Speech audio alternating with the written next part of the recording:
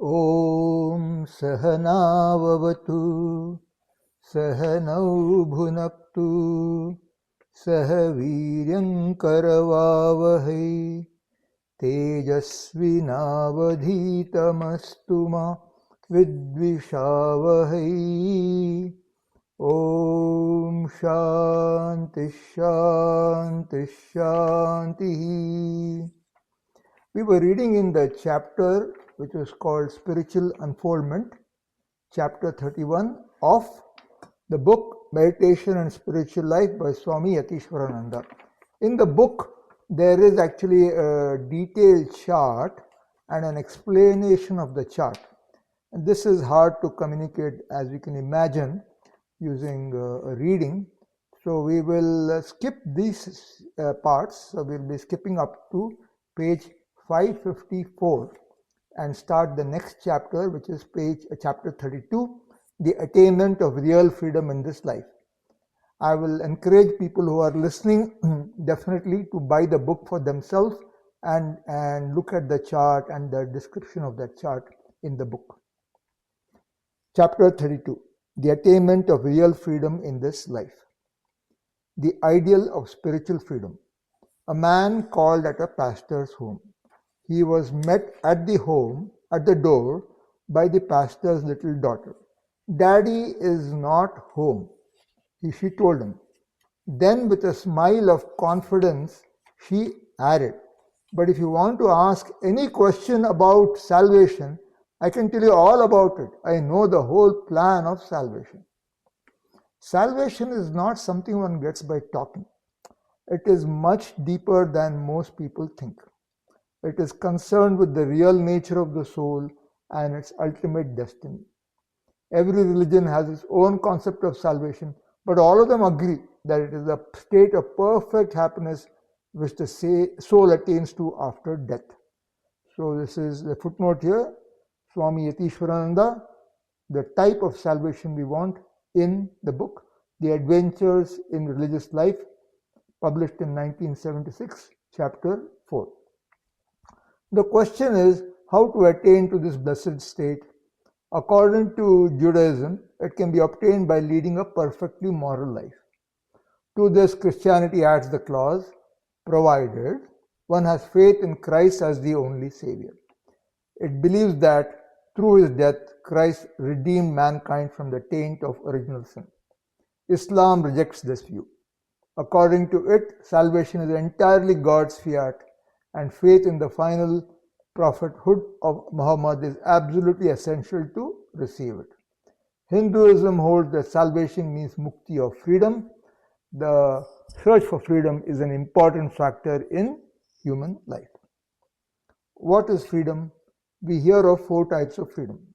Freedom from want, freedom from fear, freedom from restraint of speech, and freedom from restraint of worship. But all these are limited freedoms, however essential they may be. They refer only to man's social life. All modern democratic states guarantee these freedoms to their citizens, but they do not necessarily guarantee the freedom of the soul. The soul of man is bound by the fetters of his instincts, emotions, and beliefs. Even when he has all the freedom he wants in society, unless he feels that he is a free individual within, how can we call him a free man? We need something more. It is only when we realize that we are souls will real longing for true freedom arise in us. Then alone will real spiritual life begin for us. The first sign of spiritual awakening is the change in our attitude towards ourselves. We then discover that we are neither bodies nor minds but souls, centers of consciousness. What gives rise to this idea of higher spiritual freedom? It is the soul's awareness of its contact with the divine. As Swami Vivekananda has pointed out, there is a hunger for freedom in every man. So the footnote, this is from the complete works of Swami Vivekananda, published in 1972, volume 1, pages 335 to 336. But in ordinary people, this urge takes a worldly turn, like the freedom for enjoyment or political freedom. True freedom is the liberation of the self from all bondage by becoming one with the divine. An intense longing of the soul for the divine arises only in a few rare individuals. Owing to primordial ignorance, the individual soul remains separate from Brahman or the individual consciousness or God. Jivahood, or the consciousness of being a self separate from God, always means pain, bondage, and limitation. Without getting rid of Jivahood by attaining to Brahman or realizing the divine, none can become free. Jivahood brings attachment and all the different forms of so-called human life, love and hatred, which only mean pain and misery. The jiva has to undergo the cycles of births and deaths so long as it does not realize its true eternal nature. We want freedom and fearlessness. We want to break the limitations of the body and the mind and be free. We can never attain this so long as we cling to our different desires and passions and animal cravings. Self-realization cannot be obtained without the renunciation of all our clinging to body and mind, to our own body and mind as well as to those of others. Next section, true freedom. It is essential for us to have a true conception of freedom. Do we want freedom for the senses?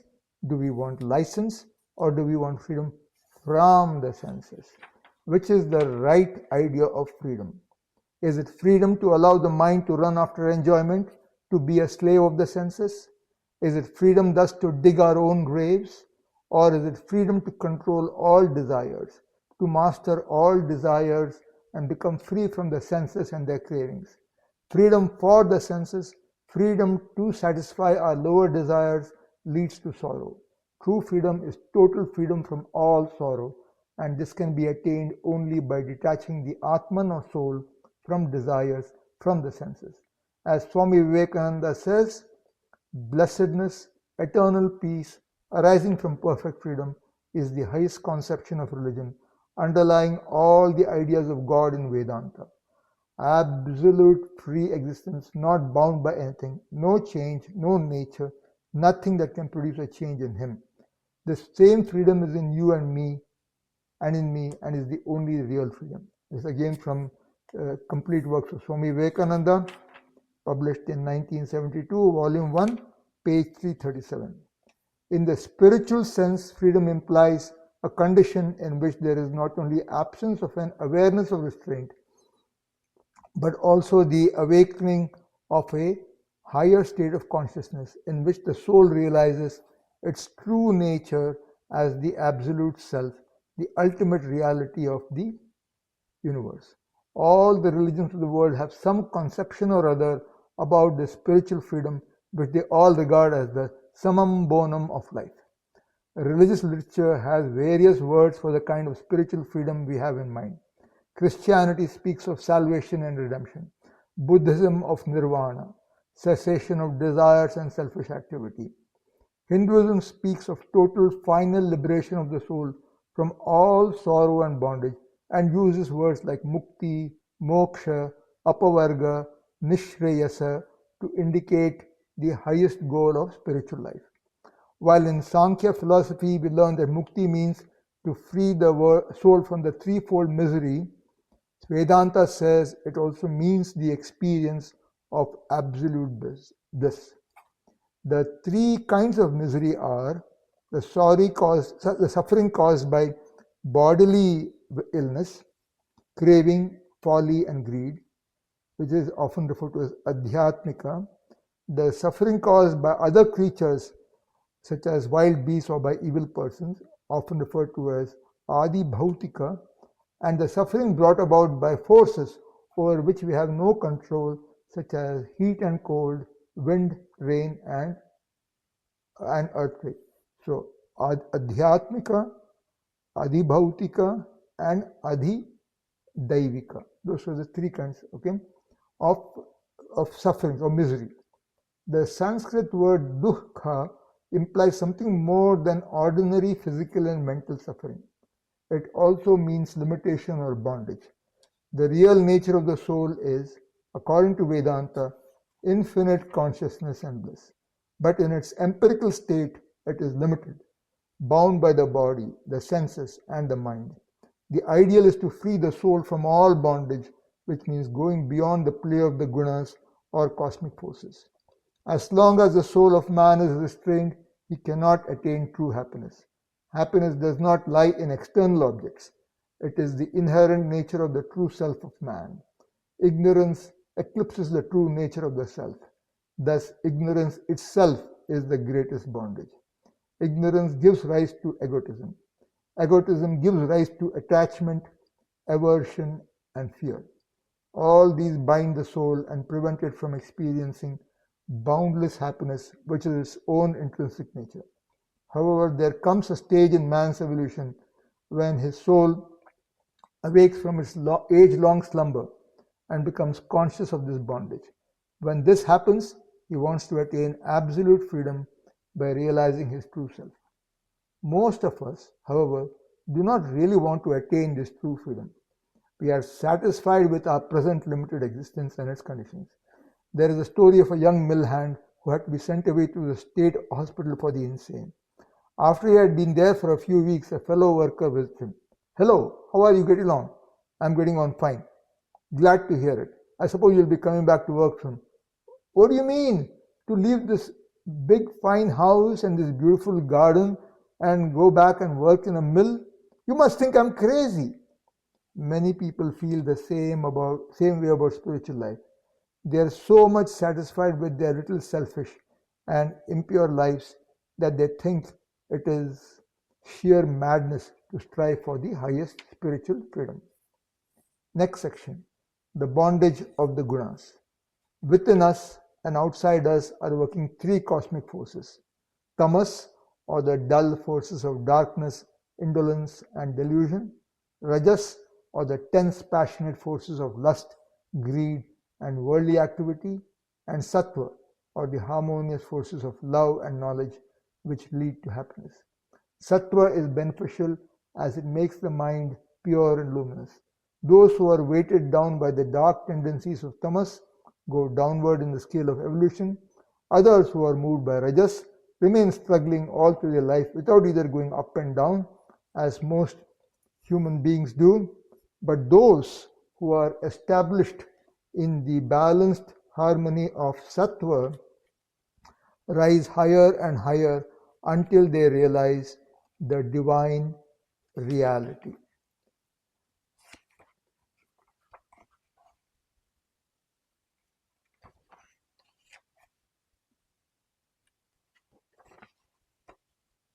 So this is not in the text, but I thought it's very appropriate. There's a very apt verse in the Bhagavad Gita, chapter 14, verse number 18. Urdhvam gachanti sattvastha madhye tishthanti rajasaha jaghanya gunavrittistha adho gachanti tamasaha. Those abiding in sattva go, which in parenthesis, to the worlds higher up. Those belonging to rajas remain in the middle, and those belonging to tamas, having the nature of the lowest guna, go down. So that is exactly what Swami Yatiswarananda is talking about here.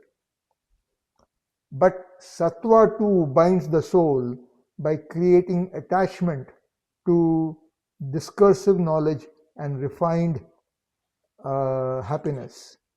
The manifestation of sattvic harmony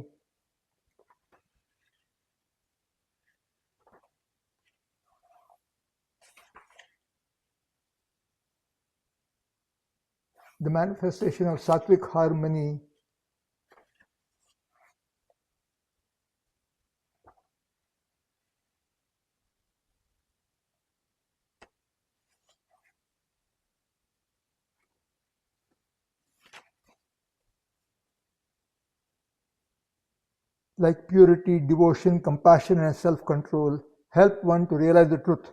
But sattva itself is not the ultimate truth. The goal is self-realization, the state of absolute freedom of the self from all bondage and ignorance. Mere righteousness and self-control will not be enough to help one attain freedom in the highest spiritual sense. Again, there is a very apt verse in the Bhagavad Gita, again in chapter 14, which is all about Gunatraya Vibhaga Yoga, is all about the three gunas, and it talks to this one, chapter 14, sloka number 9. Sattvam sukhe sanjayati rajah karmani bharat jnanam avritya tu tamah pramade sanjayatyuta. Bharata, Arjuna, sattva binds in the form of pleasure and rajas in the form of action. Tamas, on the other hand, covering knowledge, binds indeed in the form of apathy. Sri Ramakrishna used to tell the parable of a rich man who was passing through a forest when three robbers waylaid him and robbed him of all he had. The first robber then said to his fellows, "Let's kill him." The second said, "No use killing him, let us bind him fast and leave him in the woods." They did that and went away. But the third robber returned and released the victim from his bonds and led him out of the forest. "Follow that road and you will soon reach home," he advised him. The rich man felt grateful and said, "But you must come with me. We shall be happy to entertain you in our home." But the robber replied, "It is not possible. I am a robber, and if I enter the city, the police will arrest me." So this is stories from the Gospel of Sri Ramakrishna, translated by Swami Nikhilananda, published in 1974, page 154, and also pages 207 to 208. In the same way, tamas tends to destroy us, rajas binds us to the attachments of the world, and sattva produces in us the urge to attain mukti. Sattva produces virtues like purity and compassion, which point the way to the Supreme Spirit, but the soul must move steadily upwards. The three gunas may also be compared to the stairs which lead to the roof of a house, which stands for Brahman. Sattva is merely the last step of the stairs that leads to the roof.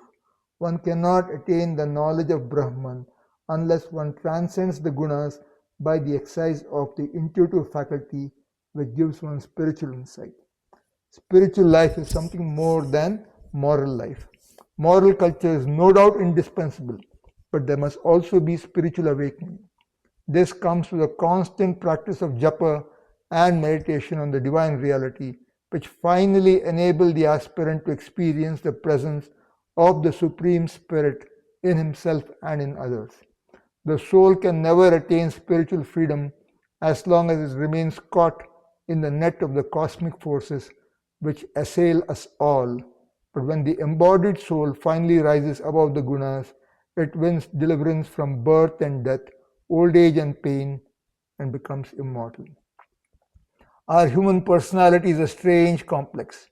Cosmic forces called the three gunas, which together comprise Maya or the cosmic ignorance, produce the ego, the mind with its desires, and the senses with their tendency to become attached to the body and the outside world.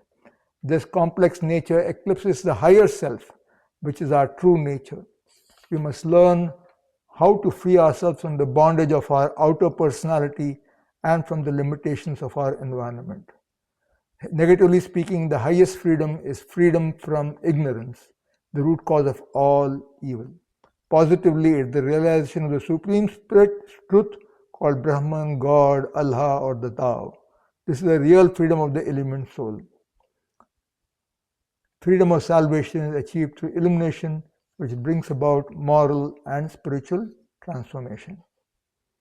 Om Purnamadah Purnamidam Purnat Purnamudachyate Purnasya Purnamadaya Purnamevavashishyate.